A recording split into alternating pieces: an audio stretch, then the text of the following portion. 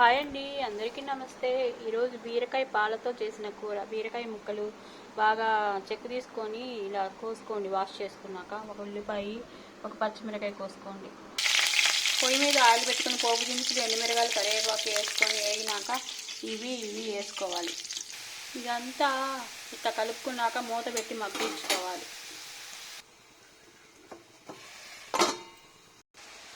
ఉప్పు వేసుకొని తిప్పి పెట్టుకోవాలి. నీరంతా ఇంగిపోయి ఇలా నూనె తేలినాక పసుపు, కారం వేసి తిప్పుకోవాలి. ఇందాక ఉప్పు వేసాం కదా, చాలకపోతే చూసి ఉప్పు వేసుకోవాలి. ఇదంతా తిప్పేసాం కదా, మూత పెట్టి మగ్గించుకోవాలి.